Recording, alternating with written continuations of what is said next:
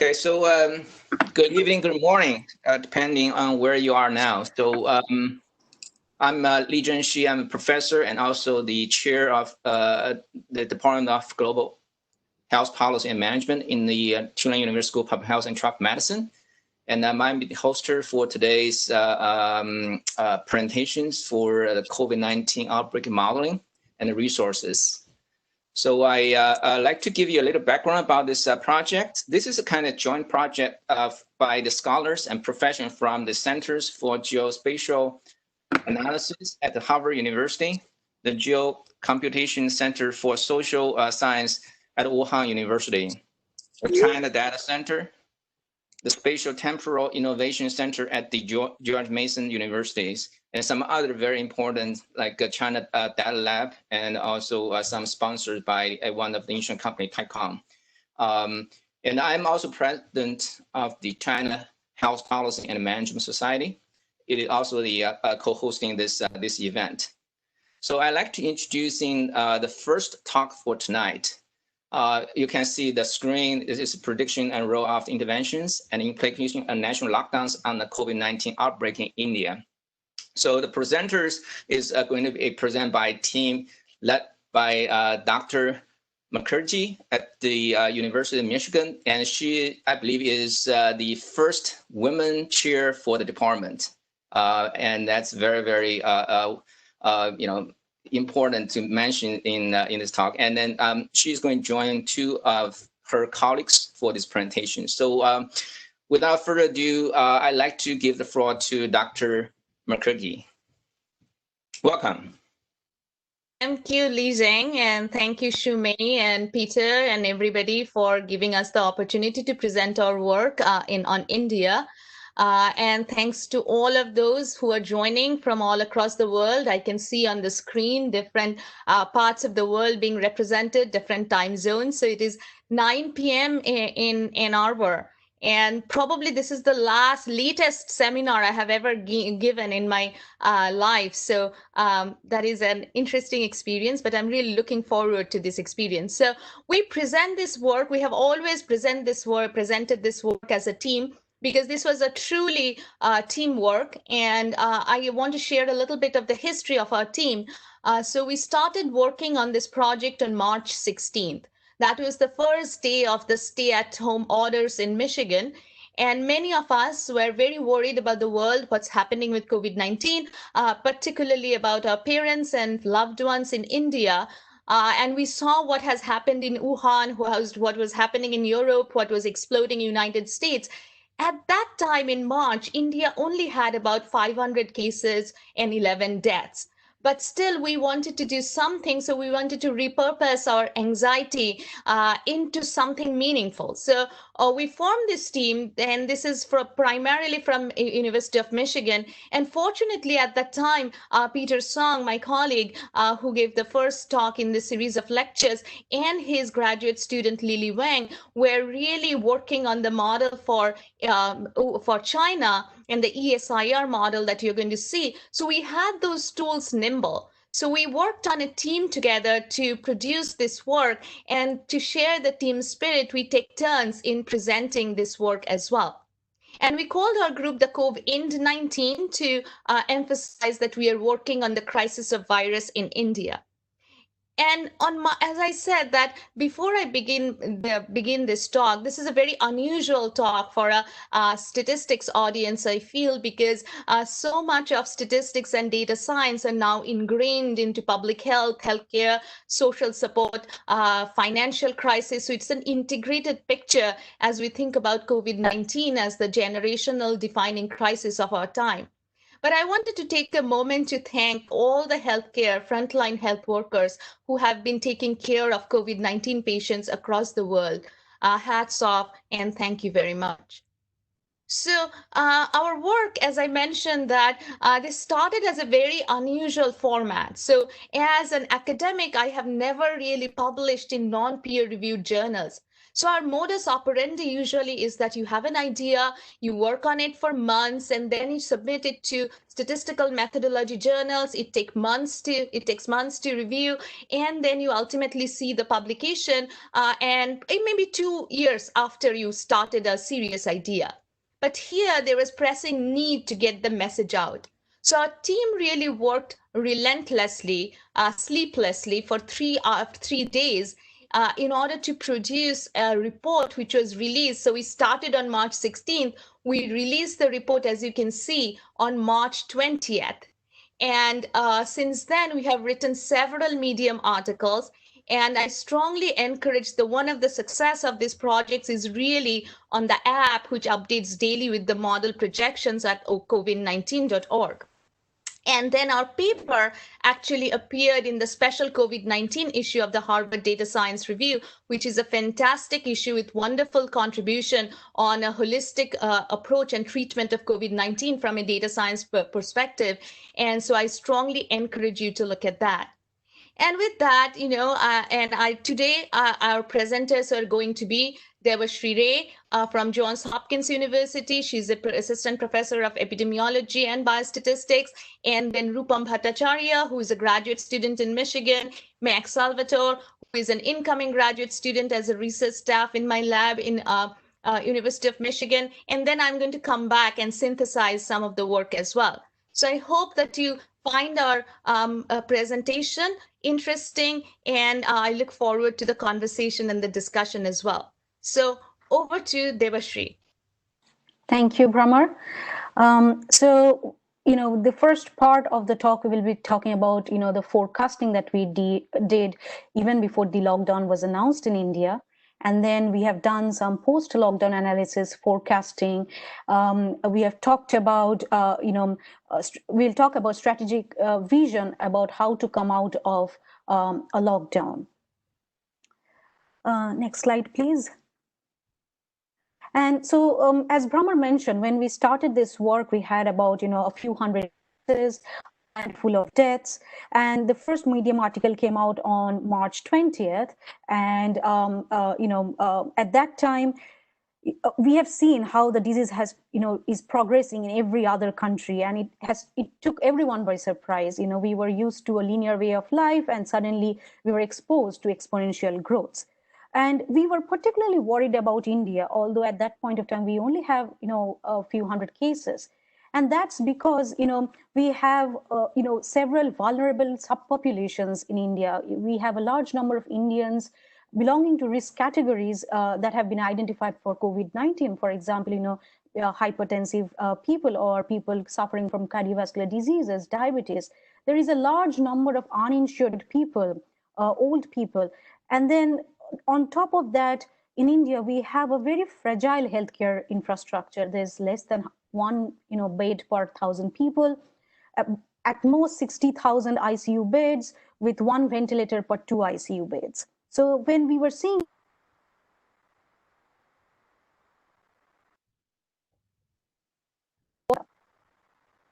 that India, for example, younger population, or even some other protective risk factors that we are going to talk about later. So in our first Medium article, we came up with this pre-lockdown forecast. So at that point of time, we had no non-pharmaceutical intervention. And we were comparing what the growth has been like for India with US and Italy. So the red bar plots for India, green for US, and blue for Italy. And the dotted vertical line, that's where the forecast starts. And so I would also like to point out the dotted horizontal line that gives the the upper credible limit for the forecast that we made for India. So as of March 16, we found that on May 15 we were expecting close to 60,000 cases, whereas the upper credible limit said that it could go up to 900,000 individuals. So, and then when we published this in our Medium article, there was a huge media coverage. The media was attracted by these numbers, but within 2 days, we had to recalculate all these estimates. So the 60,000 point estimate that we had for May 15, that changed to 97,000 within 2 days. And the upper credible limit, which was quantifying the uncertainty in our estimates, went from 900,000 to 1.3 million. And so because the projections were changing daily, we thought of coming out with this app that could update the projections every day. And so the historic lockdown was then announced on March 24th night with at most 3 hours notice. So we welcome this decision because it's best to do the lockdown in the early part of the epidemic. That's when you get the maximum advantage from an epidemiologic standpoint. But there's also massive collateral damage. For example, we found because the lockdown was announced with 3 hours notice and, all modes of transport and communication were, halted, the migrant workers were walking back hundreds of miles to their, homelands. And then, there was social isolation. So people were showing solidarity by lighting candles and diyas. And so, these collateral damage, they are not all quantifiable. Here we were only going to talk about the epidemiologic side of the lockdown. And as you can see, this attracted a huge amount of media attention, and we are thankful to all the journalists who covered our work. Next slide. And so what the lockdown does, it simply buys us time. It helps us use data to optimally deploy resources so that we can support the vulnerable. We can ramp up testing, disease surveillance, contact tracing.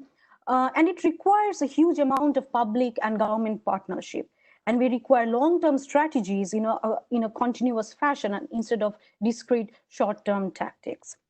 So as one of Brahmar's friend pointed out, this coronavirus in India is like a tidal wave. We had a picket fence, and now we need to build watchtowers, dams, escape boats, and that's what the lockdown helps us. It buys us time to do that. We cannot escape the wave, but at least we can prepare ourselves to manage that wave. So next slide, please. So when we worked on this, projection for India, the questions that came to our mind were, how would the number of cases change, after lockdown, if there was a prolonged lockdown? And then would we be, seeing any decline in fatalities? And what would a successful lockdown look like? And in this respect, we wanted to compare with other countries that had successful lockdowns, and also discuss strategies for coming back to normal.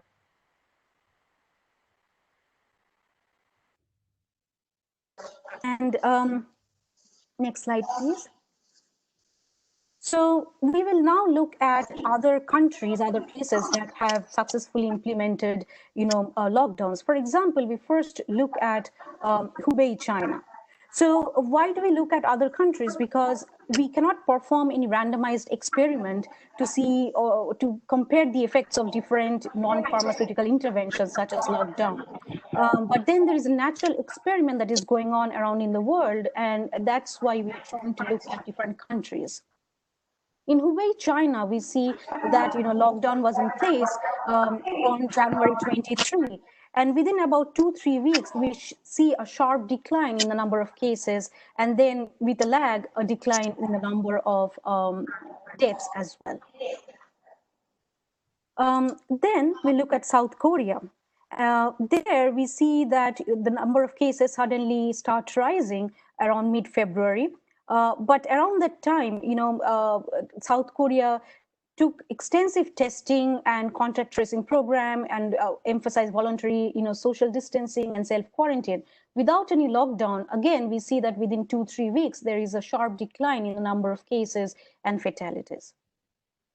Then we come to Italy. There, the lockdown was implemented on March 9. As we can see, it was already well into the epidemic. And so it took a much longer time for Italy to see any kind of decline. Here we need to keep in mind a characteristic of the coronavirus. It's that, the incubation period of the virus is about 5 to 7 days. And 97% of the symptomatic people show symptoms in 12 to 14 days. And so we see after the lockdown happened in March 9, it took 3 to 4 weeks to see a decline. Now we come to India. Our lockdown was implemented on March 25 when we only had 500 cases. However, after a prolonged lockdown, even until, May 31, which was continued in like 4 phases, we see a continuous increase in the number of cases, in the number of fatalities. Right now, we are in the second unlock phase of this, of India. However, we do not see, the decline in the number of cases or fatalities as we had seen for other countries. So we are going to discuss why is it different for India? Is this the only metric that we should be looking at to judge whether the lockdown was successful in India or not? But before that, we will be looking at, forecasting models. Here we have listed a few forecasting models that are, very India specific, and they can be classified into 2 groups, one being the exponential Poisson regression kind of model, and the other compartmental models like the SIR model, where differential equations determine the flow of individuals from one compartment to another. And now I'll hand it over to Rupam to explain the model that we have used. So my job over the next few minutes and the next few slides will be to explain the model that we have been using and how we have incorporated it in the India case. So it starts from a very fundamental standard compartmental epidemiological model called the SIR model, where the basic idea is that you have a population of say n people and you divide them into states or compartments according to what situation they are in terms of the infection. So if they are not infected yet, but they can possibly be infected in the future, we call them susceptible. If they're infected now and can be spreading the infection, we call them infected. And if they have either recovered or have died, we call it removed. So we are not distinguishing between recovered and death here, but that is also possible in some variations of the model. And the utility of structuring it this way is that you can model transmission using the observed count data for the infected and the removed. The real challenge is that you never really can observe the exact true numbers and therefore the true proportions of these things in the population of your interest, because for several reasons, including different kind of testing selections and test imperfections and others, you cannot perfectly have your infected cases all traced, and similarly for the recoveries and deaths. So how do we go about that challenge, and how do we still use this SIR kind of structure to address for the fact that we are not observing everything that's happening in the population? The idea that we used is an existing previous model that was formulated and also implemented as an R package by the Song Lab in our department, which is called an extended SIR or ESIR model, a structure of which you see here. The basic idea simply is that you break up your observed and true latent proportions into 2 layers. So the bottom layer you see there, the red triangles that you can see with the mark in latent SIR model, is the actual latent true proportions of the SI and R compartments denoted by the thetas. So that's the part you cannot observe, but that's the part on which the true SIR model is actually running, like a Markov process, in the sense that the numbers that you see today are conditional on whatever numbers were there yesterday, so on the past observation time. Conditional on that, you have a top layer that you can see denoted by the Ys, which are basically indicating the number of observed or the proportion of observed infections and removals. So YTI, for example, would be the proportion of observed infection with respect to the population size that you have observed at time T. So based on this structure, we are now going to put some mathematical formulations on this to get a solution of this system in a Bayesian way. So we start with the very basic SIR model that is on there on the latent proportions. So that is described by this system of differential equations that you can see here. Intuitively, what it says is that the decrement from the susceptible compartment and the transmission from that to the infected compartment happens proportionately with the number of interactions between the susceptible and the infected people. So that is represented by the term theta ts, theta ti, and the beta is basically like a transmission parameter, which is basically a proportionality constant there. That is then in turn added to the infected compartment. And from the infected compartment, the removal, which is either recovery or death, happened as a total rate of gamma, which is again proportional to how large the compartment is, which is represented by theta ti. Now, the idea is that this is the model where the SIR happens at the latent state. Conditional on these proportions, you put a model on the top layer, which is the observed layer of infections and removals that are represented in the next two equations. So as you can see, we put a beta distribution on there, and the lambdas I will be talking about a little bit later, which basically in some way handle the scaling layer. So that is the top layer. In the bottom layer, you now need to introduce some sort of Markov kind of dependence. So introduced by this equation, where you basically say that conditional on your previous time points proportions, your current time points proportions follow a Dirichlet which has that kind of a form, where f is basically an abstract arbitrary kind of function. So, and also kappa is basically a scaling factor. So that, because you have structured it that way in the latent system, that introduces marginally a correlation in the observed system of y as well.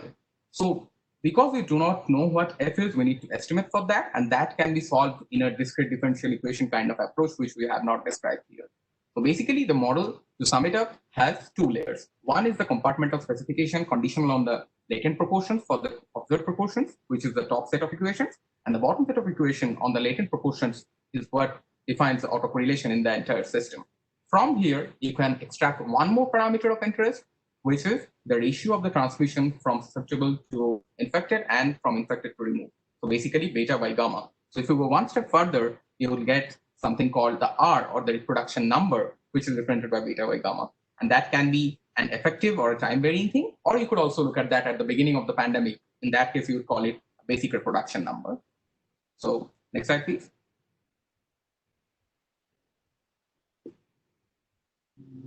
Next slide. Yeah, okay, now it changed. So the latent proportions, which are basically the thetas at the 0th time point, you put a prior for them in this way, that you basically construct a Dirichlet structure with the observed proportions at the first time point. And also similarly, after you have put that structure for the third compartment, you basically define it in a way so that the three compartments add up to 1. Now comes the important part, where for a Bayesian formulation, we need to put priors on the parameters.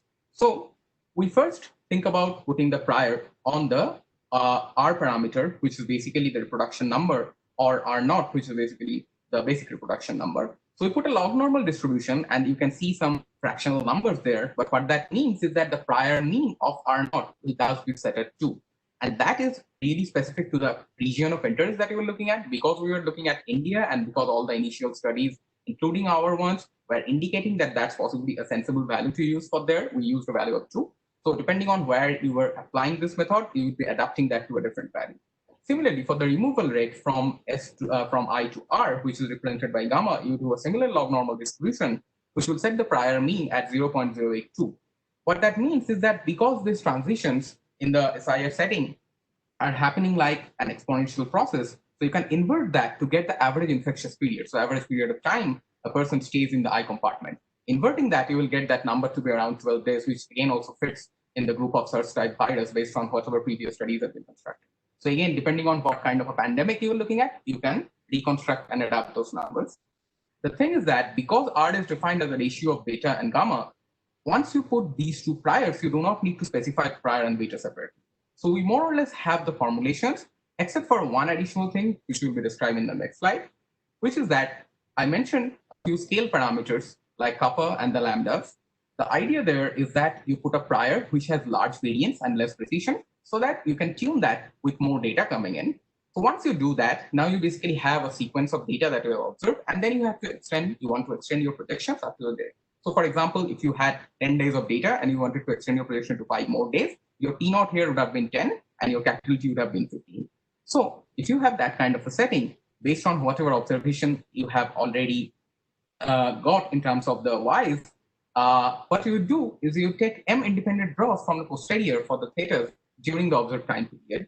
And for each of those independent solution paths, you'll be iterating between the two steps that you see below via MCMC. So it'll be at one step, you'll be updating from time point T minus 1 to time point T in terms of the thetas. And once you have done that part, which is the latent one, you would go to the observed one, which are the Y's. So once you've done that, you basically have M independent solution path throughout the whole time when you want to predict this whole thing. Now, what is the utility of that? The utility really is that because of that, first of all, you get a full posterior sample for all your parameters, and also all your proportions that you are interested in. And because you get a posterior sample, the nice thing about that is just by looking at that posterior sample and by computing, say, the quantiles of that, you can actually get an idea about the uncertainty. For example, if you had to compute, besides estimates, a 95% confidence interval for any of these parameters, all you need to do is that looking at that set of posterior samples that you have and compute the 2.5 and the 97.5 quantiles, for example. So you can use those percentiles and all to get an idea of the uncertainty. This is how the typical posterior distributions of the Y and theta proportions look like. So the first plot you see on the left is looking at compartment I, and the second plot you see in the middle is looking at the compartment R. So those are basically corresponding to the infected and the removals. And because you get both Y and theta, you get an idea about both the reported observed and also the unreported cases, which is represented by Y combined with all the unreported cases of the total in terms of theta. Also, you can look at other things. For example, Y and theta both are formulated in a cumulative manner, but you could go to, say, for example, the daily increase or the active number of cases. For example, if you wanted to look at the daily prevalence in a mathematical continuous time form, it's basically a differential with respect to time of the compartment that you are looking at. When you look at some output like this, you could just discretize that and look at your time steps and compute it from there as a difference. So that up to whatever you see now is our model. Without telling the model, whatever implementation of any sort of intervention has happened throughout this time. So how do we bring in interventions like lockdown or other kind of non-medical interventions? The way we do it is that we say that what does an intervention really do? The intervention is that it really decreases the interaction between the susceptible and infected compartments, and therefore the transmission from susceptible to the infected compartment happens in a less proportion. So for that, we bring in a parameter called pi, which is a time varying parameter denoted by the T there, which is basically between 0 to 1, and which brings down the beta parameter of transmission between those susceptible and infected compartments. So now our updated set of differential equations, instead of beta, will have beta pi t. Therefore, our effective R will be now, instead of beta by gamma, it will become beta pi by gamma. So basically, it will be pi proportion of whatever the R was before. And we use some really specific schemes according to the governmental interventions in India, and Max will be explaining those things next. Thanks, Rupam. I will briefly review our exploration of the COVID-19 outbreak in India based on this modeling framework. We examined 5 different scenarios, 2 without a lockdown period and 3 with a lockdown period. First, we looked at a no intervention scenario wherein we didn't impose any changes to the effective reproduction rate via that pi t parameter that Rupam was talking about. And then also a social distancing and travel ban scenario where there was sort of a small but perpetual reduction in the effective reproduction rate. And then we also looked at 3 different lockdown scenarios based on a 21-day lockdown period. And these 3 lockdown scenarios differed only in the level of activity that was returned to after the lockdown was lifted. A moderate return, a cautious return, and a return to pre-intervention levels of activity. India had since announced subsequent lockdown extensions of 40 and 55 days, which we'll return to in a few slides. But first, this is sort of a helpful visualization to look at the effective reproduction numbers under the different scenarios. That yellow line represents the social distancing and travel ban, which remain constant over the entire observed period. And then we have 3 lockdown-based scenarios. That dark blue on the bottom, we see a small increase after the lockdown is lifted. And then we see a more moderate return by that light blue line, and then a normal or pre-intervention level return with that teal line.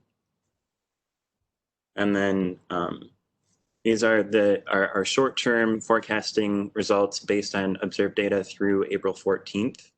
What we see is that there is obviously a more marked increase under the no intervention scenario in red and that we see a short-term benefit to the social distancing and travel ban lockdown, and an even greater reduction in predicted cases under the moderate return scenario.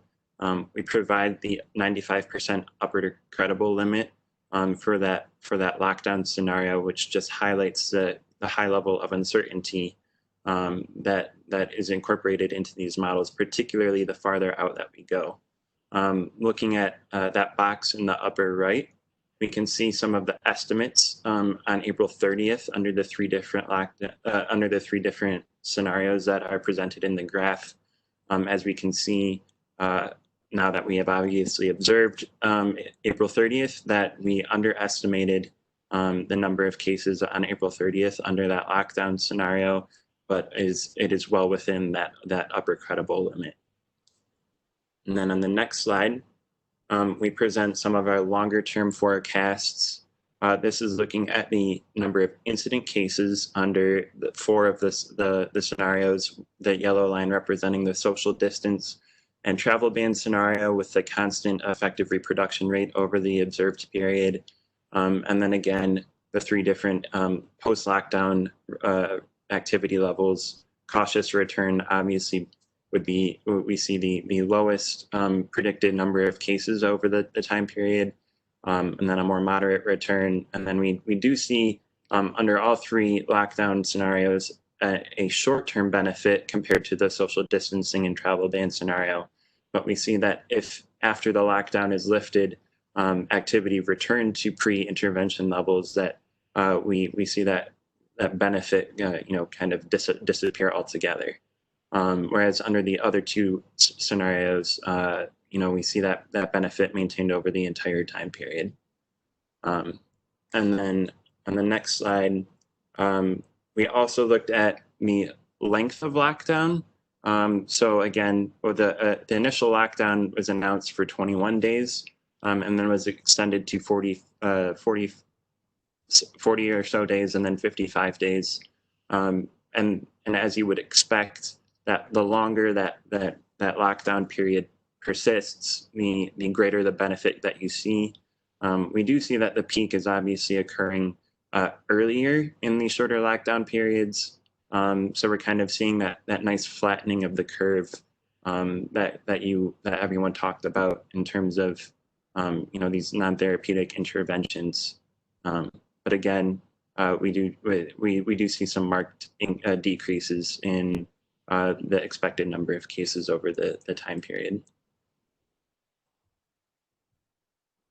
And then I'll pass it off to Brimar to talk about some of our sensitivity scenarios. Thank you so much, Max.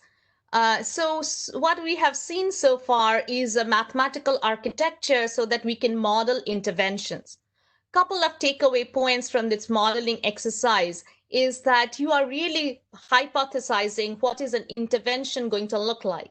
And what is happening in the reality on the ground may be quite different. So we sort of think about pi-t's, or the reduction in the reproduction number, what would be the effect of the intervention, and we conjecture that based on other interventions in other countries, but we really do not have data on that. And so it is very important to check our models, and we as a Bayesian, we of course need to check prior sensitivity, model calibration, and also keep updating our models daily, because the reality on the ground, how people are behaving in India, is changing.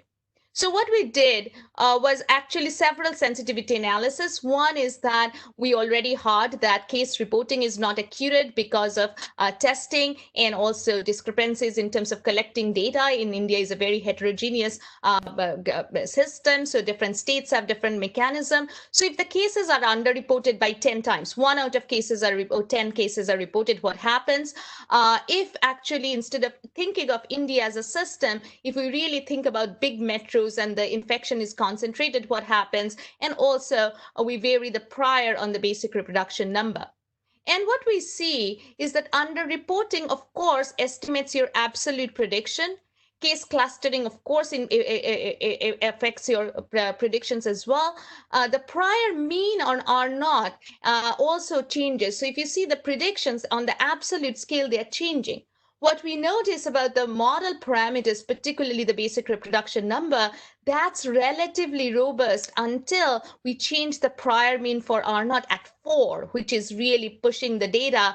But other than that, the sensitivity analysis shows that the absolute scale is more sensitive to our model assumptions, as it should be. But R0 being a ratio of two parameters, beta and gamma, is relatively robust to these sensitivity analysis. So that's a takeaway point from a modeling perspective.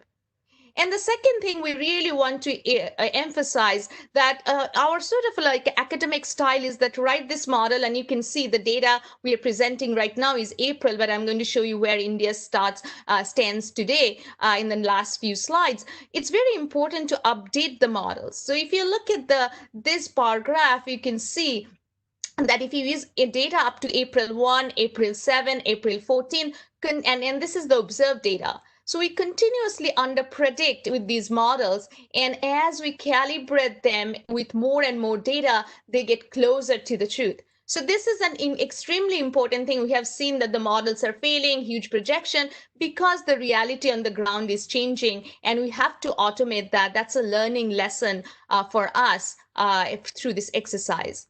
I also want to show that, as I said, that we are always underestimating. And if I use data up to April 1, April 7, April 14, again, we see that feature that R0 is relatively robust, but the case counts, the projections are hugely changing. And so this is the observed data, 37,000, but we were hugely underpredicting. And then as we use more data on May 1, we come closer to the truth because we had some calibration now. So we have used that data to continuously modify our model and tune our parameters. And as a result, this app actually has become a go-to destination for many people, epidemiologists and physicians and healthcare sector, to actually check for the latest predictions, and journalists as well. So where does India start now? So I'd like to really wrap up because we talked about the models and we talked about past data. So in spite of all the efforts, the modeling, unfortunately, the curve in India has not peaked or turned the corner yet. So right now we have 1.6 million total cases. These are reported cases. And then about 500,000 active cases, 35,000 deaths. So I'd really like to point out that the case fatality rate in India, if we trust the death data, is 2.2%. And India has done a large number of tests. But because India is 1.34 billion people, it's still a very small fraction of the population has been tested. The test positive rate is about 6%. So, and you can compare these India with the other South Asian countries in the diaspora, and you can see that India is really growing up. And that is probably because of one thing that we noticed in our next paper is that the concept of a national peak is very nebulous in India because the disease has really spread across multiple states. So initially it was in the big metros in Delhi, Mumbai, Madras, and in the western part. And then the mobility of the migrant workers really led it to spread all across the country. And there is tremendous heterogeneity in terms of what you see in each of the countries. So I'm showing you the nation here, and I'm showing you various states. And you can see that, for example, some states did a very good initial control, but then the mobility started. They have experienced again a growth in cases like Punjab. Delhi had really dire projections, but have really been able to turn the corner through very high level of testing, contact tracing, and door-to-door campaigning. So what we see, and so we tried to create this dashboard, which will really give real-time measures of public health intervention. As you can see, we have heard about the time varying reproduction number. If you go to our app, you'll see that the time in India, before the lockdown, the R was about 3.28, but then with the intervention, so the second peak that you see is you can capture the mobility of the migrant health workers and some super spreader events, and then it has been steadily going down. But for the past almost 1-2 months, it has stayed around 1.25, 1.3. So we need that to go below unity, and that's not happening because some states are coming to boil, and then some other states are rising. So in a paper, we pointed out this cascade of peaks theory, that the national data is really masked by the tremendous heterogeneity that you see in India's states, because the different lag in terms of the spread of infection. So in this plot, you can see like the test positive rate has been going up in India steadily. There is a bump, but then it has been going up. But then again, there is a lot of variation in terms of the states. 10 states in India actually contribute 90% of India's cases. So through this exercise, we can write everything in terms of equation and MCMCs, but we felt that we really needed to produce some dashboards so that policymakers can look at it every day and say that this state is doing well, this state is not doing well, this state is safe. So we actually produce various different metrics in terms of doubling time, in terms of the basic reproduction number, which is a snapshot of all the states, and you can see the national estimates as well. So I think the translation of our model parameters is into something that policymakers can understand is incredibly important. So I want to show you how interventions can change the reality on the ground. For example, this is Delhi on June 15th, and it looked like it had a higher R than 1. And it did not have a really a large doubling time. It had more or less short doubling time. But now, after the people have been really, really vigilant, what we see, Delhi is the best state in July 28 in terms of a high doubling time, that's what you want, and a low R, well below 1. And what the people of Delhi did, so this is what it looked like, that the cases are going at an alarming rate in June 15. But then in July 28, you can see that the curve has really turned the corner. So India's peaks are regional peaks. It's very hard to predict when the country will come to boil unless all the states are in a state of containment. So we see in Delhi that, recently there was actually a Sera survey in Delhi, which is another part of the data that is coming out, that we see reported cases of 1.5 million, but maybe there are tons and tons more. So by this calculation, in Delhi itself, we have 5 million cases, about a quarter of Delhi is infected. This is from yesterday, that 57% of the Mumbai slum dwellers are infected and 16% of the city is infected. This is very high seroprevalence, one of the highest in the world, according to the literature that you see. So again, we tried to really produce metrics and things that will make output easy from the models. And at the end of the day, there is this one-page summary that we produce, which gives you a comprehensive assessment of the public health metrics that you want to look at as you are tracking this pandemic aggressively through data. So you see the national estimate of R, doubling time, case fatality rate, test positive rate, total number of people tested, percentage of population tested. We also created a metric, how many more tests do you need to do? A metric of testing shortfall. And then our projections as well, 3 weeks out. So this is our projection on August 18th. So I think that this one-stop shop producing this has been really the output and the contribution of this project. And I'd have to really thank my programming team and Max for working really tirelessly on this app. So what we project, that the India crossed the million mark, and then now it's at 1.6 million. We project the second million will come much quicker. And the third million is going to come even quicker if we do not do the right things, if we really do not clamp down. And lockdown, sustained national lockdown is not a strategy, not a viable strategy for India. So we have to look at punctuated, modulated lockdown and really adhere to mask wearing, social distancing, hand hygiene. And one thing which is really important, I'm going to mention in a moment, is that the policymakers are in an uncharted territory, right? So we can criticize the government, we can criticize public, but everybody is sort of lost in this storm. We have to really appreciate this, appreciate the challenge that we are facing and work together. And we need more data infrastructure. We really need to use data in terms of hospital admissions, temperature maps. If we cannot really do testing, we need to do symptom surveillance. We really need to have historical data on what number of deaths usually happened in India and what are we seeing during these COVID times. And data can also be used to deploy efficiently which states are coming up. where do I need to move my resources? One advantage of the whole country not being on fire is that you can mobilize resources from one part of the country to another. So I think that, through all of this, we have really learned that, it's very important to focus on the human side of this pandemic as well, not only just the data side. So I really like this article on being human in the face of a pandemic, which appeared in Nature Cancer. So India has a very low resource setting. So I'm showing you the people of Dharavi, Mumbai's largest slum, Asia's largest slum. As you saw, 57% people seems COVID positive, but the fatalities have actually been low.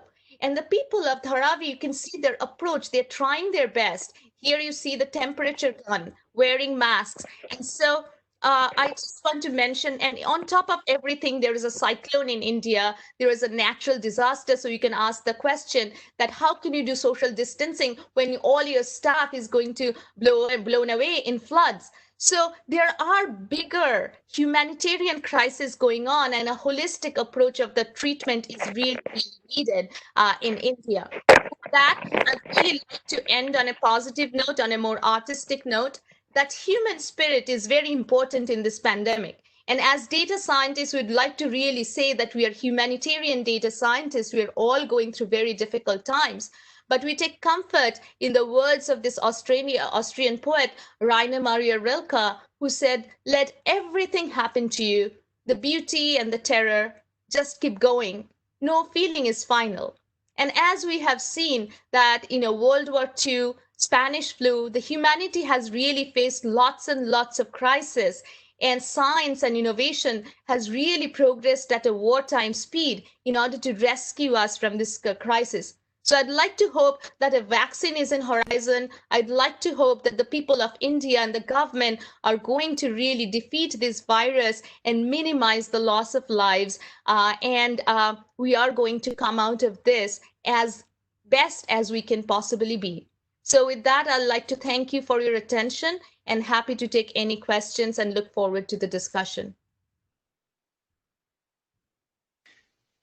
Very nice presentation. This is Dr. Shi again, and I'd like to invite the discussant, Dr. Yanfan Su from the University of Washington, and to give about a 10 minutes kind of comments on this presentation and the contents of this study.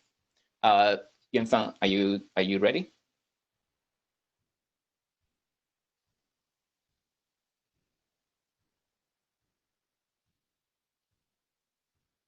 Go ahead.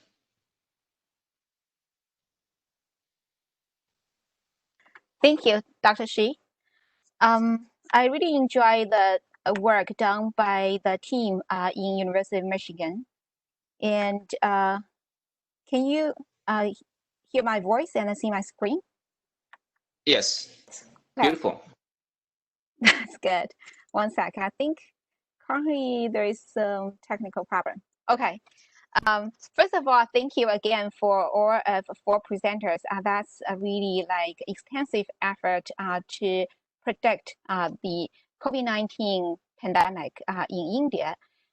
And for me myself, while I was consulting for the Gates Foundation, I had some hands-on experience with India, and I have done some of the tuberculosis control work in India as well. And that's why I understand the importance of the current study and want to comment on it.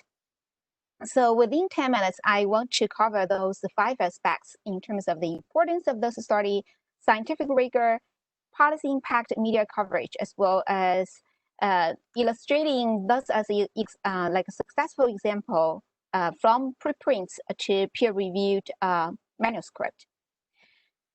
So definitely India is one of the largest and most diverse countries for all of us who study global health. And it's very unique opportunity once the country decided to lock down. And that's why, as researchers, it's also extraordinary opportunity for us to both do estimation as well as prediction.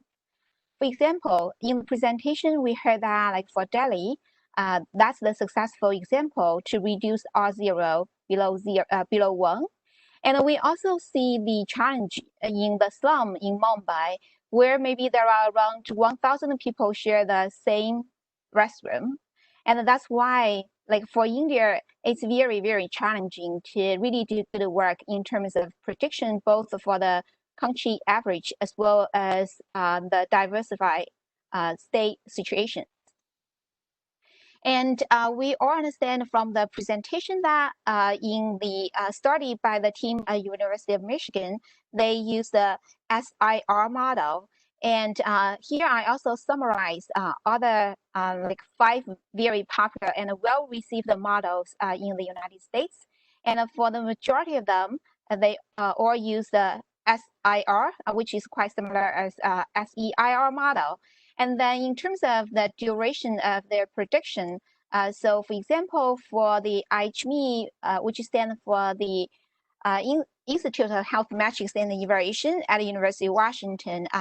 So for us, our prediction range is 12 weeks. And the same for Dr. Gu's model. And for MIT model, the duration is much shorter, just for 6 weeks. And then for the UK model, they use the duration as 12 weeks as well. And then the only model exception is the LA NL, their model. So they use the dynamic growth model and for short-term prediction. And then if you are interested in understanding more about their model as well as data, I also list the link here for your access.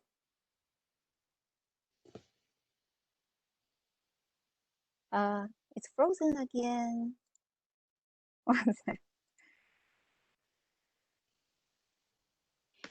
So since I worked for IHME last year, and then here I also want to synthesize the strengths as well as the limitations in the IHME model for comparison.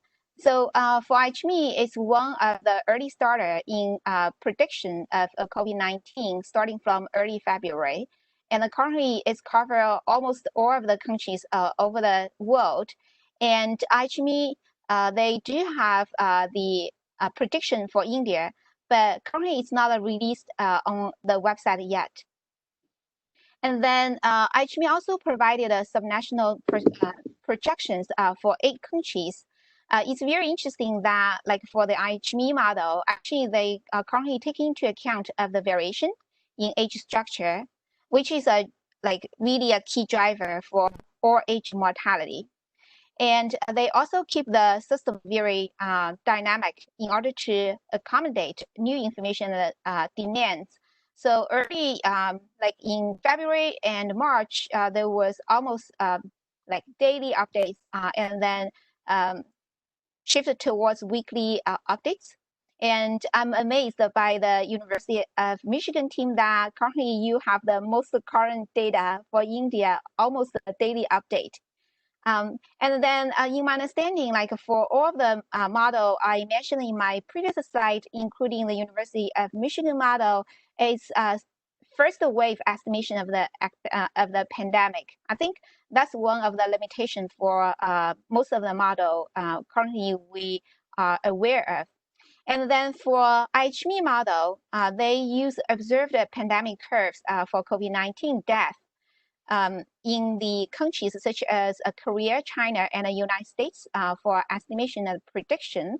And then we also have the challenge regarding the accuracy of a reported death attributable to COVID-19. Hopefully, over time, we will have more high quality data. And then like for the IHME prediction, like there's also the quantification of the potential gap in physical resources and try to estimate the peak of the health system. But I think there's even like larger potential gap in terms of the human resources, lack of physicians, nurses, and also currently there's lack of measure of healthcare quality. For example, for the death toll in Italy, there was a study regarding like the lack of high quality healthcare due to the peak of the COVID-19 cases. That was one of the factors for the total death toll in Italy. So for IHME, currently they are also considering other covariates in the prediction model I listed here.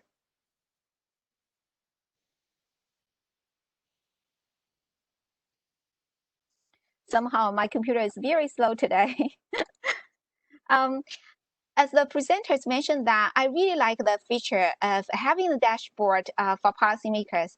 Since I had been working on policymaking for almost 4 years, I understand that like for us, we really emphasize of scientific rigor, but certain times or scenarios, it's very, very difficult for policymakers to understand, digest, and really have the information to inform their decision making. So I think besides the scientific rigor, the University of Michigan team also did a fantastic job regarding synthesizing the information and visualizing in such way, very easy for the policymaker to use. And then here I also want to highlight that actually on July 20th, there was the opinion published in the New York Times in which two of the scholars from California, I think like one from the University of UC Berkeley and another one is from Stanford.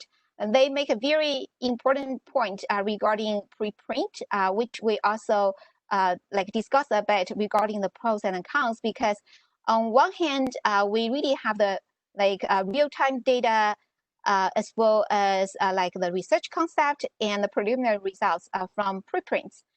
But the shortcoming is that actually there is no peer review process. And then for the journalists, they don't have good understanding about the standards of preprint. And then they always take the conclusions as conclusive as they think it could be, and conveying to the public, which might be misleading. But I think like for the opinion published in the New York Times, they do mention the study by the University of Michigan team as a very successful case of a preprint, and also congrats that it will be published by the Harvard Data Science Review. And if we have any takeaway or think about next steps from this study, so if we take a look at the RT, currently it's still greater than 1, that make us ask the question like, what can we do to help India in the next steps? And it's very interesting that for the colleagues who published a paper as a MBER working paper, they do mention an alternative step as the adaptive control of COVID-19 outbreaks, in which they proposed the exit plans, which is very localized, it's very gradual, and also it's triggered based upon the public health information in the local areas, such as in the state or in the slum. So they do have the prediction for 4 states in India, and we'll see that like for the solid black line, that's the empirical case data. And then the blue line, that's the lockdown until early May. And then like the yellow line is the lockdown until late May. Interestingly, if we think about the alternative, like the adaptive control process, and if it's measured by number of infections in the y-axis, and we see that it looks like a very good performer. And I want to highlight that in this paper, they use the same model as the University of Michigan team did.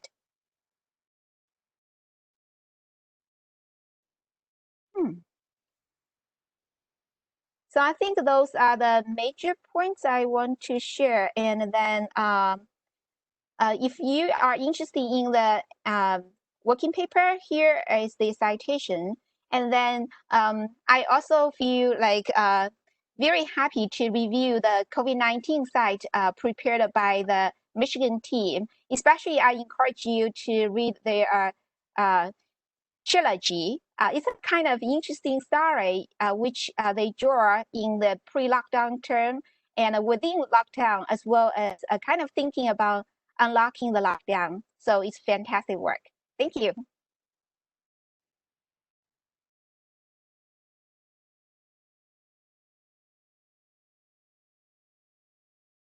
Oh, Dr. Zhi, you are muted.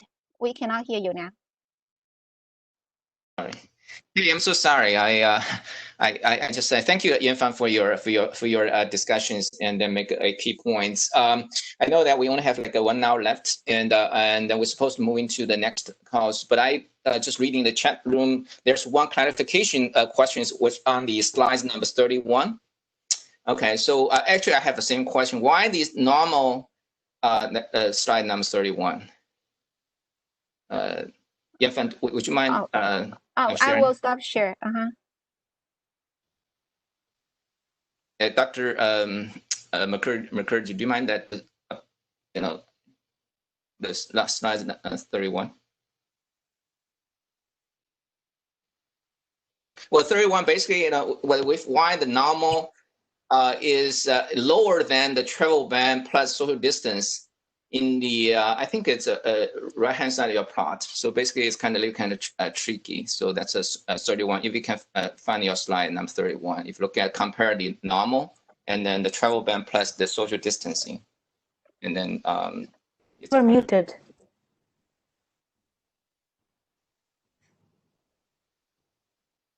I can hear you. Yes, go ahead.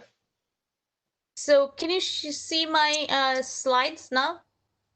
Yeah. Okay. So this is the slide you're talking about. Yes. 31. That's 31. Yeah. Yes. Yes. So yeah, go ahead. So the normal and then the social distance plus travel band, the yellow and basically the green, those are the shape.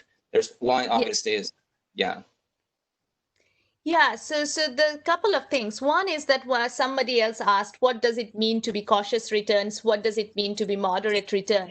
So what we assumed is that after the lockdown, what would be the conjectured values of R? And so we basically set in here the R after the lockdown. We sort of anticipated that the whole of India is not going to come down below 1. And probably that's why our modeling projections have been so accurate, because we actually did 1.2 and 1.5 as our hypothetical values of R. And that was back in April. And it so turned out that throughout June and July, the India R has been at 1.25 and 1.3, right in the middle of these two scenarios that we had conjectured, right? So this is basically, as if you do simulation study, you think that you understand that this is pure guesswork. And why do these two lines cross? That's an interesting story, because so social distancing and travel ban. So basically this is without lockdown. So we feel like this is continuously sustained, gradual, modulated intervention is continuing. And there we feel that this is like 1.5 throughout. Whereas this one actually has a lockdown for 21 days, but then resumption of activities so that the R goes back up to 2. So the effect of that is negated if you really get back together and forget about any kind of non-pharmaceutical intervention and resume normalcy. So that's why the curves actually cross. It's a little counterintuitive, but it's about what is the pattern of R's that you've assumed throughout the course of the intervention. Okay, thank you for clarification. And then we need to move to the next talk. Do you mind stop sharing so that we can move to the second talk? So the second talk is given by two researchers, Dr. Wendy Guan and Tao Hu from Harvard University. Their presentation is data review for COVID-19 modeling. So I give you a very brief biographies about Dr. Wendy Guan is the executive director for the Center of Sociographic Analysis in Harvard University. Wendy has the PhD in ecology and GIS, and then also has natural resource management. And then Dr. Tao Hu is the postdoc fellow in the center. So they're forming team for today's presentation. Welcome. So Wendy, go ahead. Thank you, Dr. Shi. Tao, are you going to yeah, could you see my screen? I'm sharing my screen. Okay, so you're going to advance the slides for me? Yeah. Thank you. Okay. Yeah, thanks for having me in this exciting webinar. The previous talk.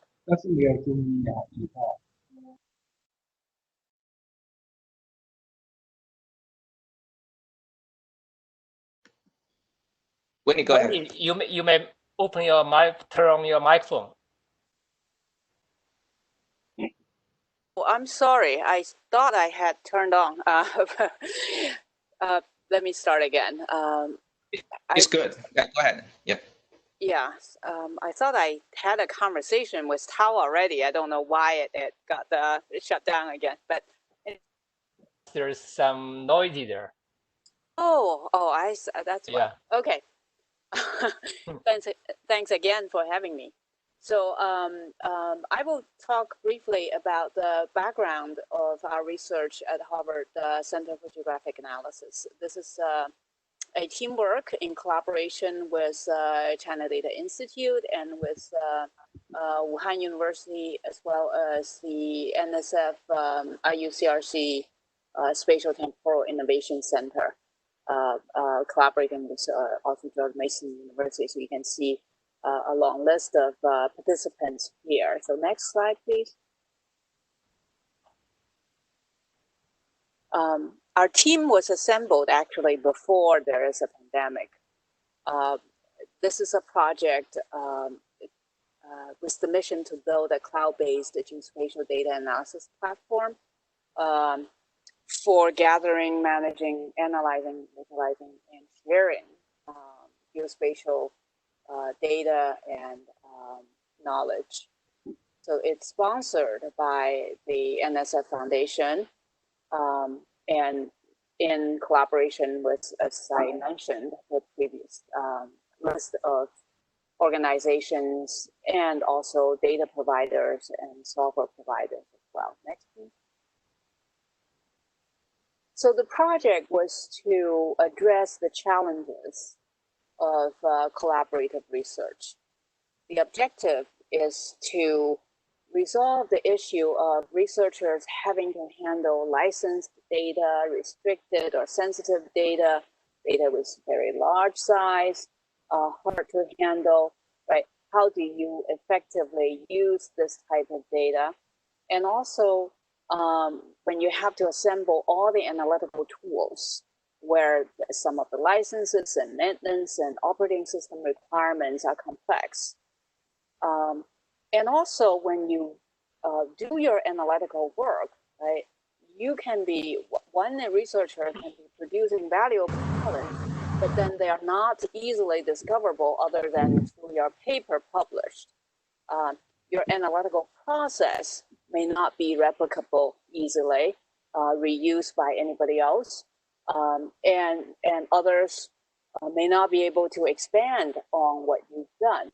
So we want to address these issues, and then in order to, at the end, very rapidly build on each other's accomplishments in research, and then have a very speedy channel for publication, teaching, and decision support. Next, please. Yeah. So we are building, at the beginning, the mission was a China Data Lab. It's a platform, cloud-based, with a virtual desktop environment, but it's really more than just a desktop. It's a data library, analytical lab, a collaboration hub, and a training center. And it's not really limited to China data. The model, the China data was the original prototype, and quickly, this pandemic brought us an even more urgent appropriate prototype, which is COVID-19 research. So next, please. We have an advisory committee formed by academic as well as industry experts, many of whom I think the audience are familiar with, so I'm not going to read all their names, and they are providing the strategic guidance to our project. Next, please. Our team had started building the platform, and COVID-19 happened. So we quickly switched on to this topic and using it as our prototype to prove the value of this approach. You can see from our project website, resources COVID-19 becomes a prominent page. There are daily updates on publish the data, and then also a shortcut to get onto the platform and to look at the results of the team had, what the team had produced. Next, please. So we're really focused on addressing these challenges and turning them into what we want to accomplish. Integrate data, standardizing its format, making it comparable, analyzable, integrated with the spatial framework, having a permanent archive, improve the efficiency of the analytical process, and all focused so far since January, focused so far on the COVID-19 case. Next, please. In particular, our contribution is to have data not only standardized in their format, unlike what you would search on the internet, you may find many, many websites, dashboards, reporting case counts, and so on. But they are in many different geographic units. So the case counts are valuable for visual inspection. When it comes to doing academic research, we want these case counts to be in the same unit as other variables, such as demographic, economic, mobility, or anything else, right? So we are not only cleaning it up and making it standard in format, but also matching it with geographic base units. Therefore, we enrich these pandemic data with other spatial variables for geographic research. And you can see that on the right, there's a whole list of data categories that we're gathering and standardizing and sharing on the platform. Next, please. This gives you a glance of how many people had already benefited from our publications of data and other materials. Researchers from over 150 countries, and then had this many, 230,000 downloads since February. Next, please.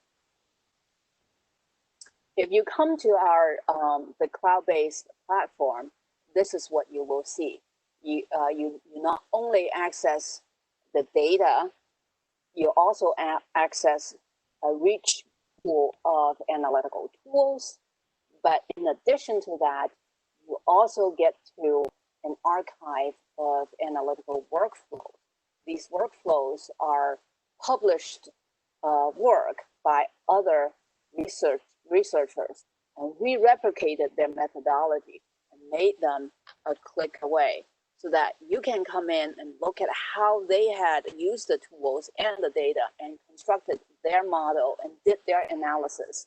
And then you can pick on these and start applying your own data and your own ideas, maybe changing some of the parameters, rerun it quickly, and derive your part of the research.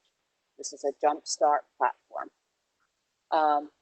So here you can see some examples of what types of workflows we've built and what kind of application fields it's been applied to. I'm not going to read all of them, but you can see there are a variety of areas of application that we are using workflow model on.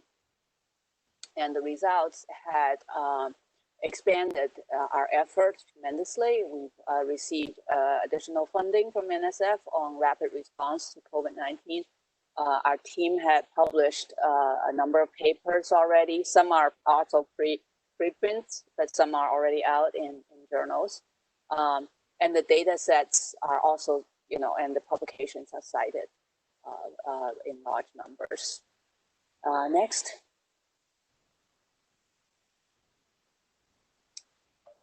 So from here, I'm going to hand it over to Dr. Tao Wu, who will introduce the actual resources our team produced.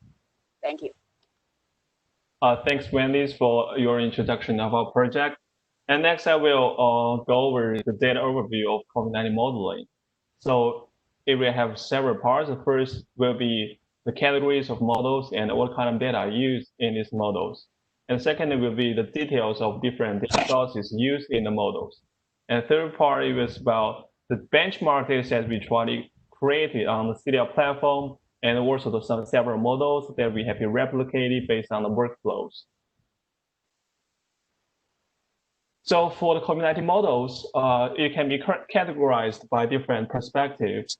By, for example, by objectives, some kind of models are used for predicting the confirmed cases, mortality rates, and some kind of models used for to evaluate the health facility capacities, and also can be used to evaluate the policy effectiveness, and also the impact of COVID-19 to economics and social and human behaviors.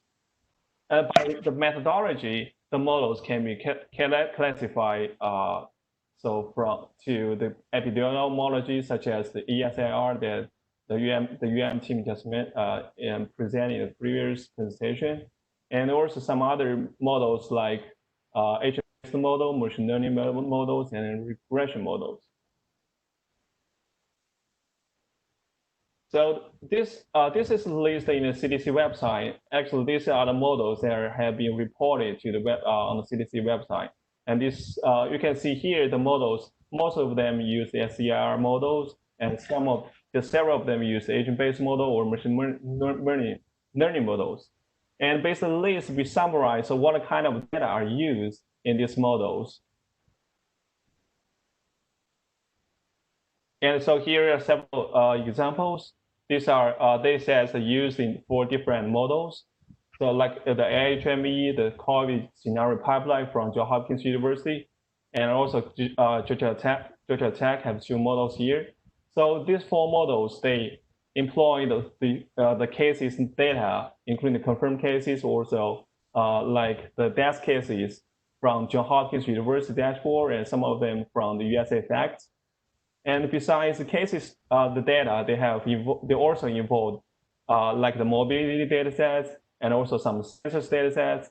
And for the IHME model, it is different from other four. It is that they use the mask use and also environment factors for the prediction. And besides the CDC, the models reported in the CDC, we also do some research based on the publications on Web of Science. So we search the keywords of COVID-19 plus model, and here are the results of about the applications of different models. And most of them are used for the environmental health and infection disease, public health, life science, business, economy, and etc. So based on the models here in the publications and also listed in the CDC, we do have a summarization, and here's a flow chart about what kind of factors are involved in the models. So the factors can be the virus infections, healthcare, data, and mobilities, environment, policy, demographic, and social economics. And for these factors can be estimated based on different index or indicators. And we group them into two parts. For the first group is we call it quantitative index. So for the quantitative index, they are estimated by the census data or statistical data. These data sources are more like a structured data set. And however, for the derivable index, these data sets, this index can be estimated based on the social media, news, remote sensing, and literatures. So you can see here, these data sets in forms of the text and also images. So this is more like an unstructured data set. So based on these different kinds of indicators, we can evolve to or introduce to the different models and for different applications. So next, I will talk about more details about the data sources for quantitative index. So first is about the COVID-19 cases data sets. So I think most of you have known that these three data sets, these data sets are most popular in the research. including WHO, the ECDC, and Johns Hopkins. I just want to mention one thing here is that although they have similar trends for the cases numbers, however, for Johns Hopkins University, they have estimates higher. They have higher numbers of cases because they may estimate the presumptive positive cases. So what is presumptive positive cases? It's kind of cases that's considered or it is confirmed by the local or state the department, the government. However, it's not confirmed by the national lab. So that's why sometimes has higher numbers than other two data sets. And the second data set is about the United States, the US COVID-19 cases data set. And Johns Hopkins University, US Facts, and New York Times, they have similar data sets. They cover the cases numbers, both in the United States and counties levels. However, for the fourth data set, COVID tracking project, it is different. Other four, it is just cover the states level, the cases. However, it has the total test numbers. It has ICU, the ventilator use, and hospitalization numbers. And from there, another difference is about their quality. So the COVID tracking project awards each state a letter grade between A to D based on the state's reliability and confidence. This is totally different from other three data sets. So besides the COVID cases, medical resources also very critical during the COVID-19 pandemic, because when you understand the medical resources, so how many beds or how many ventilators is needed in some areas, it can be really helpful for contain the COVID-19 pandemic. So here are the index that we include in this data set. It is from the year 3. And they are relevant to the medical resources about the critical care staff. It is, so for these data sets, it has doctors, nurse, and therapists, assistant. It has the estimation of and the statistics of these numbers in each health facilities. And the other important data sets that are relevant to the health issue is the chronic disease risk factors. So some research has indicated that the chronic disease, especially for the patients who have chronic disease, have great potential. So have great potentials or more likely to have serious form of COVID-19, especially for the patients who have respiratory disease before. So here's the data sets from the CDC. And here is another data set about the demographic and socioeconomic data sets from Census Bureau. This is popularly used in the social science field. It includes education, some incomes, and also ages, demographic information. So for the mobility data set, so human mobility behavior has great impact. It is critical to understand the COVID-19 the transmission patterns. So, and all these the behaviors can be connected from different kind of sources, such as the mobile phones and also transportation systems, such as airline flights and public transit data set. And this kind of different data sets have different pros and cons. For example, the mobile phone has accurate data set. It is accurate data, however, it is private and confidential. And for other data sets, they can indicate the inter or intercity mobilities, but they still have some limitations. For example, the air flight data sets, it doesn't include the passenger numbers. It's more like a sampling data set. And here is a demonstration that we use the air flight data sets in the United States. We can see here it has, we can see the the movement change over time during the pandemic. The networks become sparse.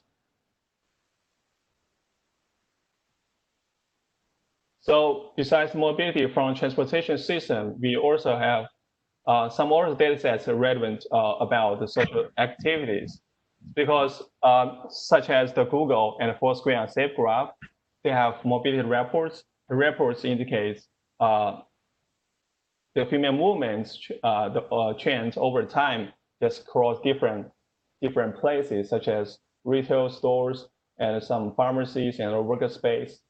They calculate the frequencies changes over time.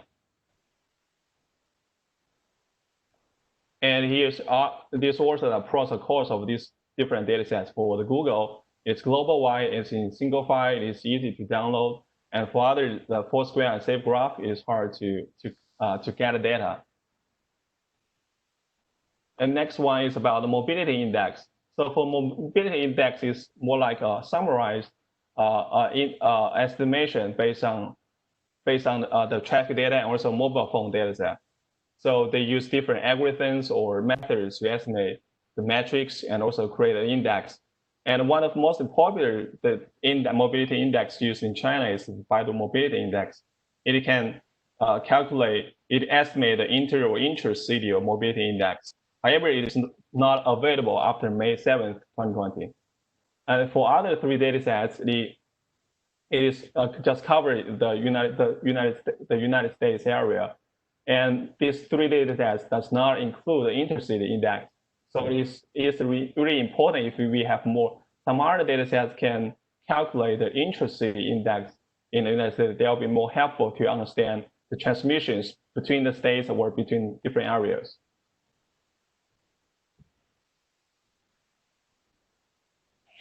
And next is the policy data. So for policies, different policies that may have adopting different policies may lead to the different directions of COVID-19 pandemic. So for example, in Georgia, till now, it's still not required to wear the face mask. And by contrary, so in Massachusetts, we started to wear the mask, and it's mandatory to wear the mask since the beginning of May. So, however, so Massachusetts now is well controlled the COVID-19. However, for the Georgia, the number is going higher and higher and break the records all the time. And Oxford University, they have connected policy data sets from different countries, and they classify them into different indicators, and also create an equation to form the stringent index. For example, here they have this is a map. So the color, the darker of the color indicates the higher stringent. However, it has one limitation, is that it just have country level policies. For the GMU, this is one of our partner. They have connected state level policies in the United States, and they follow the same rule from Oxford University. They created the policy index for the United States. So if you're interested in this one, you can take a look based on this link.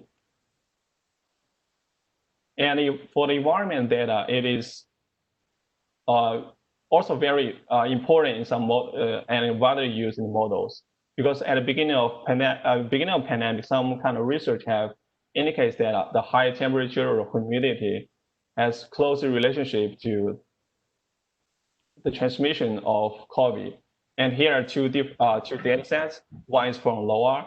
They have the meteorological data sets, and it's global wide. And the other one is the United States, the Environmental Protection Agency. They publish the air quality data set. So, and these are the index they provided.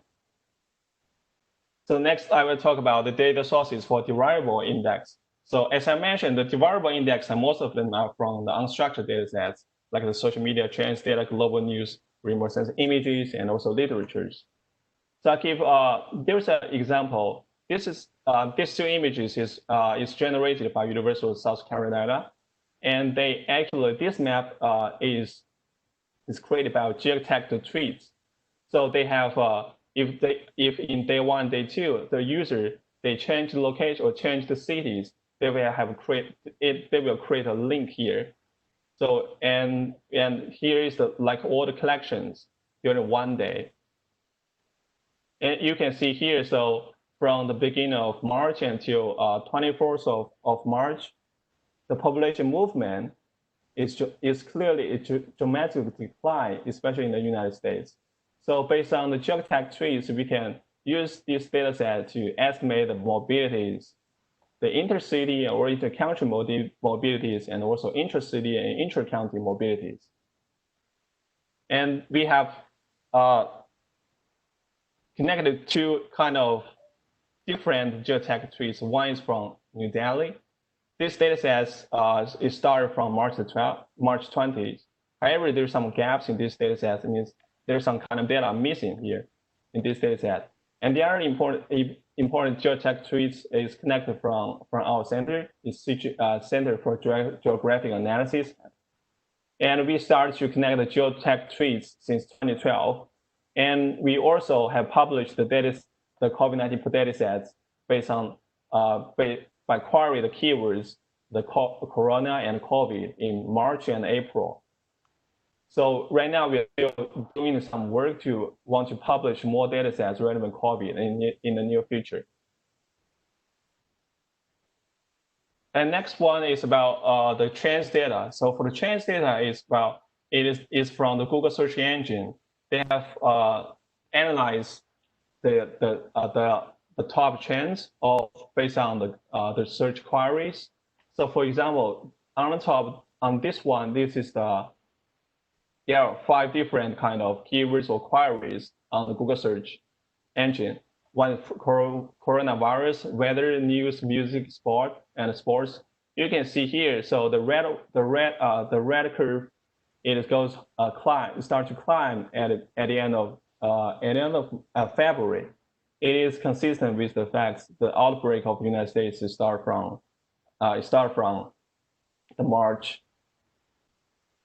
And the other example is from another publication. So in this publication, in this research, they they search the queries of analyze the queries of anosmia for different countries, including the United Kingdom, United States, and Italy. And you can also see the curves, the charts here. So the curves climbs in Italy first, and then follow the United States, the United Kingdom, and the United States. So this is also consistent with the facts. Therefore, based on the Google Trends data, it is able to do like the prediction of the outbreak of COVID-19. So another very important data sources is global news. So there is a project named GDELT. So for the GDELT project, it monitors the broadcast, print, and grab news from nearly every corner of every country in over 100 languages. It identifies a lot of entities, different types of entities, including the people and some organizations, locations, and sources and emotions. And we can easily use this kind of data set to extract like the policies or emotions or things from the news content. So another very interesting and also very important data set is remote sensing images. So remote sensing images is usually connected from the satellites based on using different instruments or sensors.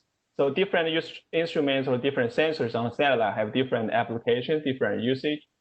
And here's an example. So for this satellite, it's used to monitor the ozone. This is a detection of an NO2 concentration. You can see here from January until June, the concentration is getting lower and lower. So based on, and also the satellites have other usage. So based on the remote sensing images, we can estimate the pollutant concentrations, land use categories, and ground imperials surveys. So there is another example about the remote sensing image. It's a nighttime light image. So based on the image, the brightness of the image indicates can be a kind of is always used as a proxy of urban dynamics. So for example, here, so this is two lifetime images before and after during the pandemic. You can see there's obvious the change of the pixels. So based on the lifetime light image, we can be used for the urban development changes or urban activity changes and economic changes studies. And this is the last data source I want to mention today. Every is the list. It's about literature. So for the literatures, we have the Anna Institute for AI and also WHO. They publish the data sets every day. And for this, based on the literature data sets, we can derive some index or some factors such as subjects and themes from the papers.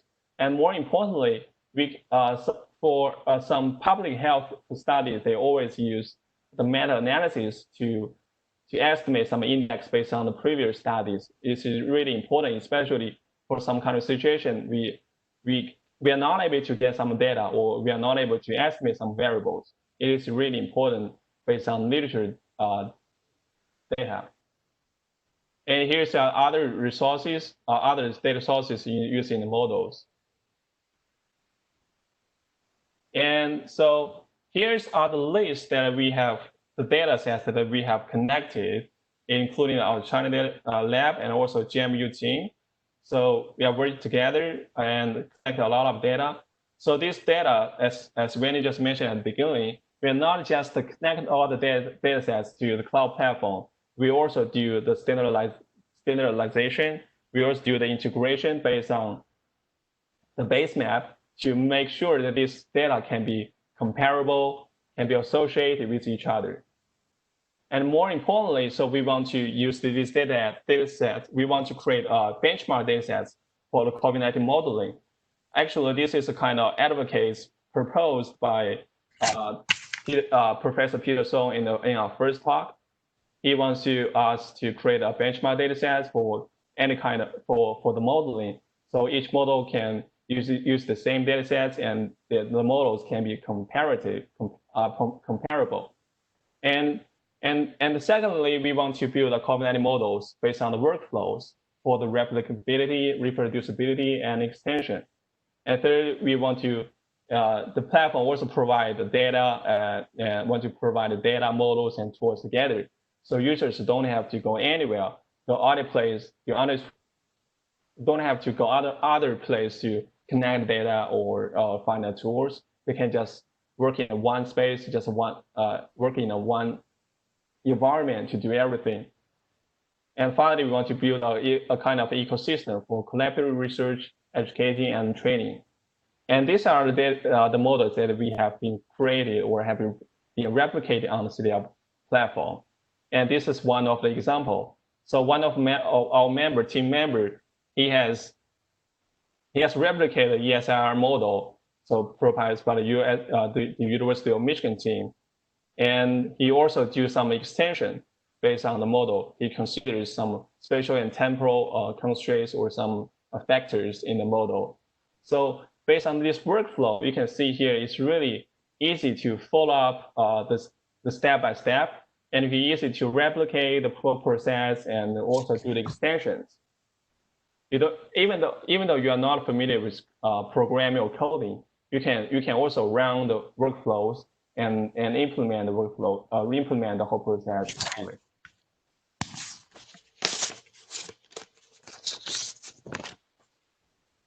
Oh, okay. So here's the last slide. So here is summaries and discussions. This is also opening questions. So first is about how to use the derivable datasets, as I have mentioned in the previous slides. So the derivable datasets can be the social media or search engine datasets, and they can provide many derivable index that adapt to many different needs. And however, there's one thing that we have to pay attention to is that how to validate this kind of derivable data sources. So here's the example. So this is a publication that published, I think, months ago from Harvard University. So this research is to analyze the hospital traffic and the search engine data in Wuhan, China. They indicate the early disease activity for 2019. However, for this research, they have several shortcomings, and one of the most important one is they estimated hospital traffic based on remote sensing images to detect the cars that just on the ground.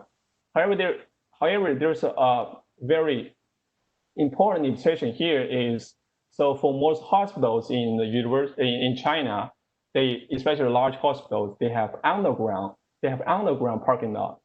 So for the remote sensing image, this is kind of one limitation that is not able to detect the traffic or detect the cars underground. So yeah, so in this kind of session, the result will be not persuasive. And this is also the second question that I want to I propose is about how to promote the data reliability. So maybe we can use multiple data sources to do the cross validation. And so also, and the other thing is that, so right now the confirmed cases and mortality, the numbers are actually underestimated. So this is there was one research published on JAMA. It has estimated that, so the official counts of COVID-19 in the United States, they underestimate the death cases as much as 28%. So I think there is no 100% data reliable data set. So we have to integrate to merge different data sets and to have validations. And third one is how to break the data limitations and fully understand COVID-19. So there is a point that proposed that Greg Kaplan, he's an editor of Journal of Political Economy. He mentioned that it is too early to be published papers on the effects of COVID-19 pandemic in top academic journals. Yeah, so yeah, from some perspective, it is right. For example, like the research about the temperature and also humidity. And at the beginning of pandemic, some research proposed that the higher temperature and also higher humidity will contain or will slow down the transmission of COVID. However, in the United States, so in the south coast of the United States, some states the numbers are going higher and higher. They are breaking the records every day. So maybe it is too early to make some conclusions. So that's why we thought we want to build a component-based research framework. Is want to break the data limitations. We also call it COVID-19 is panorama puzzle. It's just like, so in the puzzle, we have a lot of pieces. So for the pieces, each pieces can be a data, can be a method, or can be a model. So we want to link different components, and we want to make sure that it can be easy to associate, integrate, replicate, reproduce, and expand. And then we can, as time goes by, so over time, we can fully understand COVID-19.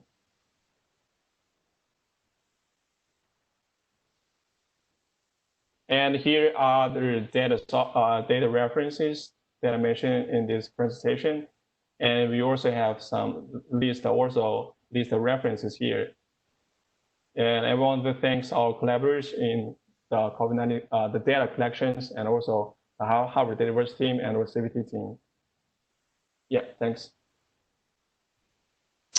Thank you, Dr. Hu. And we have one discussant. Dr. Jiang is going to give you could you keep your comments brief, because we only have like 15 minutes left. And so we try to get a couple questions at the end. Dr. Hu. Sure, could you hear me? Yes. Okay, let me share my screen. First, I want to congratulate Dr. Guan and Dr. Hu for doing such a wonderful job. When you look, listening to their talk, it's like we're looking at a gold mine of COVID-19 research because there are so many data sets and so many different types and models they have been collecting and sharing with us. I think that's great. So why is that? I want to talk this from a different angle, but also very brief. I don't want to spend a whole lot of time here. So could you see my screen? Yes. Okay, I'm trying to share it in.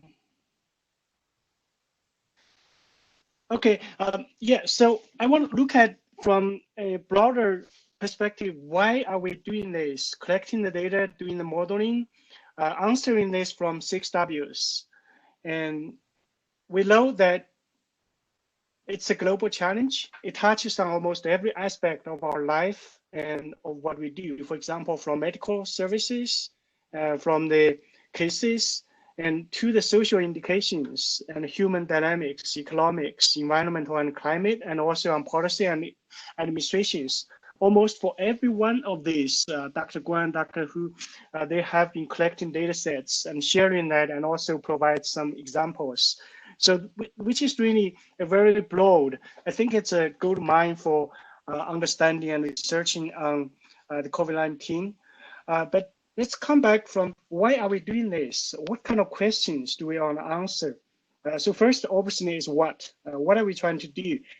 This is one example about we have so many people being infected, but what are the possibility of them getting to the hospital, or some of them may finally dead? So that's a fatality prediction. This is based on the data sets, in fact, Dr. Hu was introducing today. And this is the case data sets. And we have 2 data sets looked at, and there are several indications I want to talk about. First, we use the large data sets. As you see here, there's several millions of it. And this is a small data sets. As you see the difference, the smaller data sets has the better prediction results. In fact, for the last one, it's almost all of them are above 95%.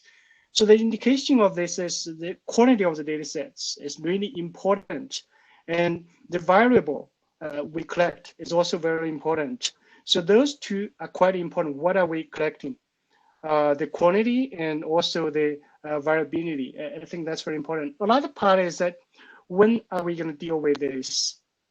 Take a look at this. If we think back, when this happened in China, it's mainly in late January, February, and March. So this is when we have cases in China. So when we want to start COVID-19 in China, probably we want to focus this region.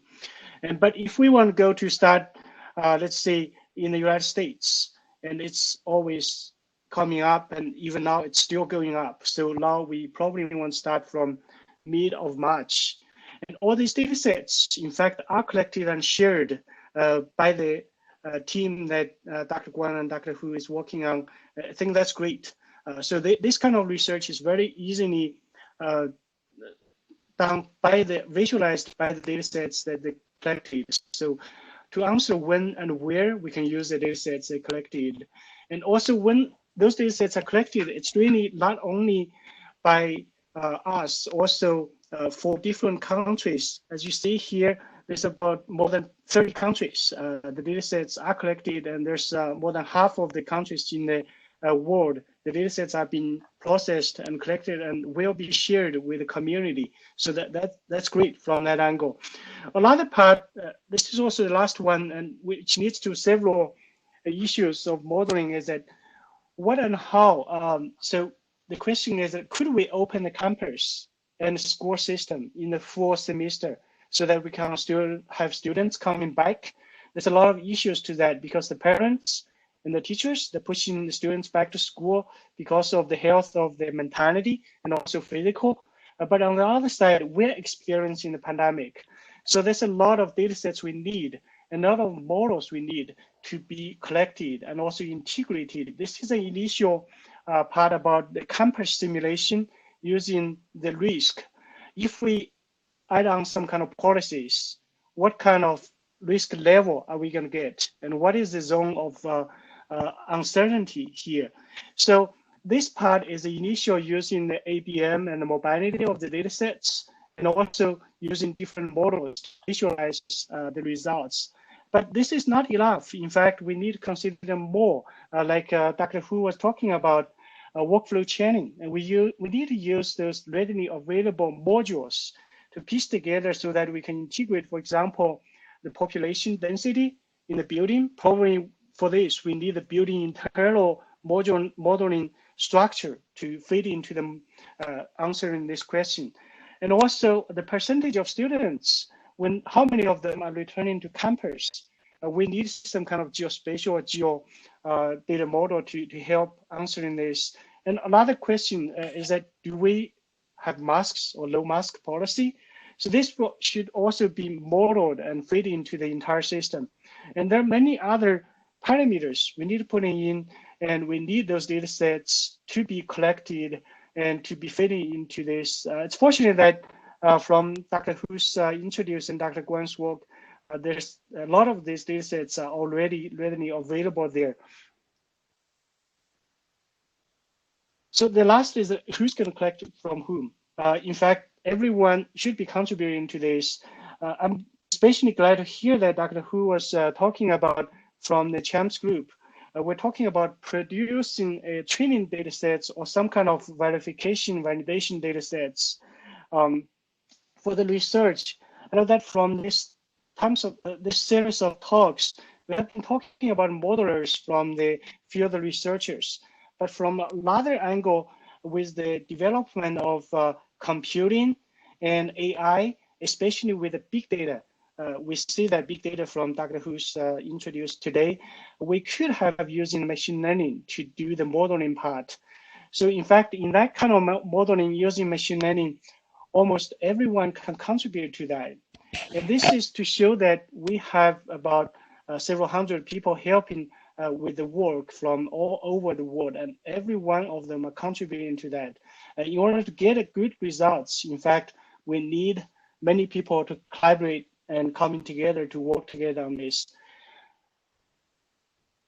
So I just want to talk from those different W's. When we talk about data sets, when we talk about modeling, we need to focus on what are the problem we want to solve and who needs to get engaged to help collecting data, help validate, and help do the modeling and the simulation. So the engagement of them is really important. When we do this, we can refer back then to the 6W, and then we can probably have some good usage of the data sets and also have some good guidance on how to collect the data sets, models, and integrate those models to solve real world problems. Thank you.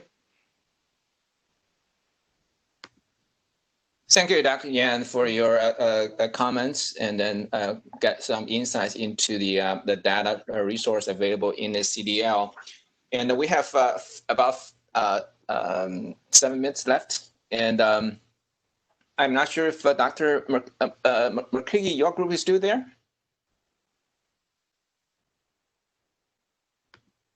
Yes, we're still here. Okay, great. Actually, I'm reading the chat room. So there's one question regarding, you're using the SIR model.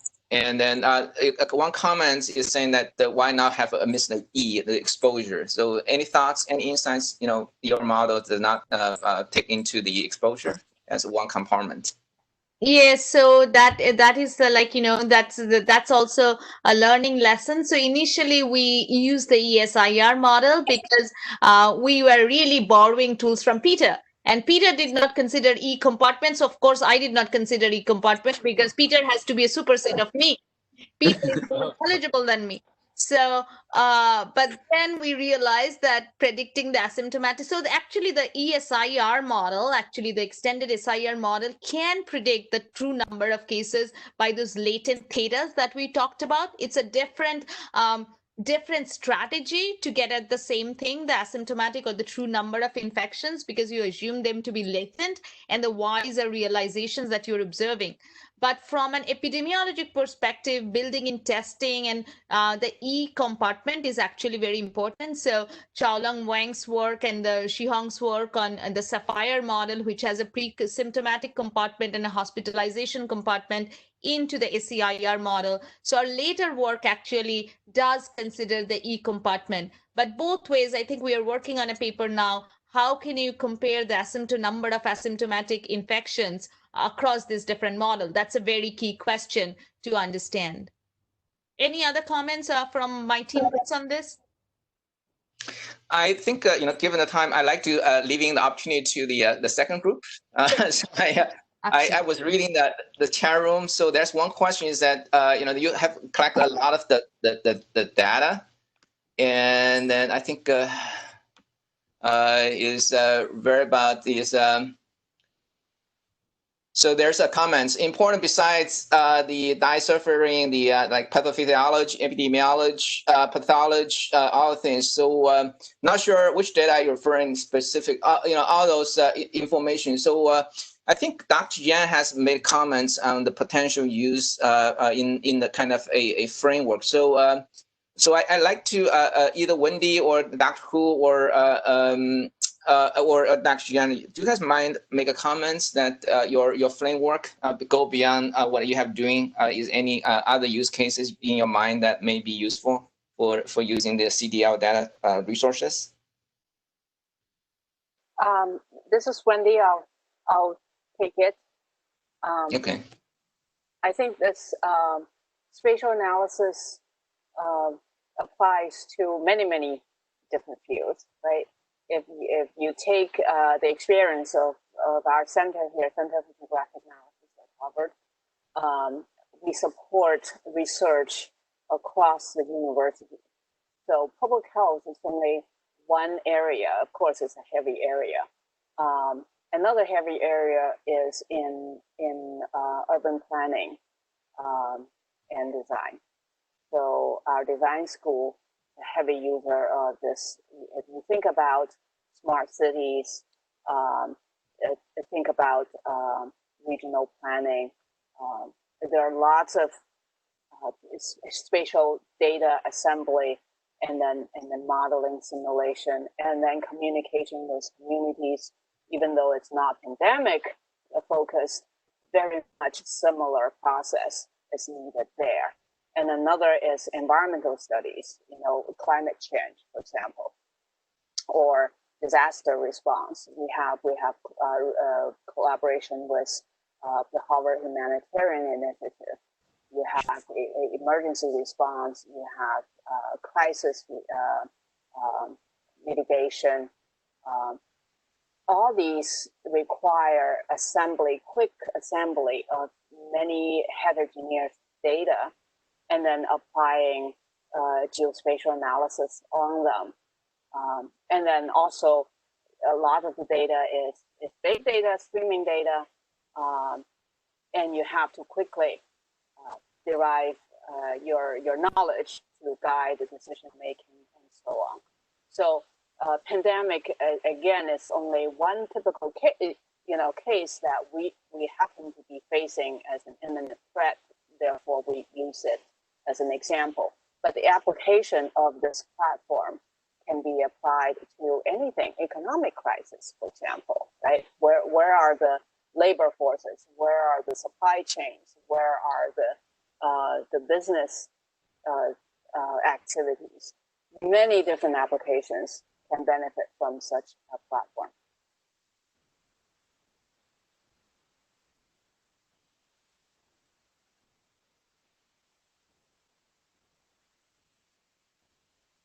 We can hear you, Dr. Xu.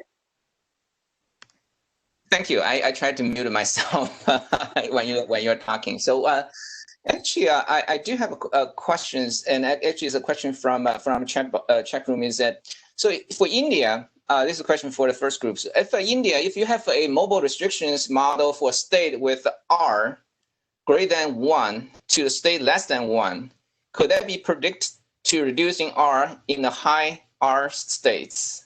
It's kind of something like a New York City now. New York State now have a quarantine restriction on a number of the states like in our south part of the country. Is that going to happen? Any effects? Yeah, so I think that I think the problem in India is actually harder because India is so populous and the disease is now in every state. So even the rural areas are getting infected and they have a very fragile healthcare infrastructure. So my inclination and I think my intuition will be that to say that, in Delhi, for example, I think the borders are closed. They're trying to get this curve down.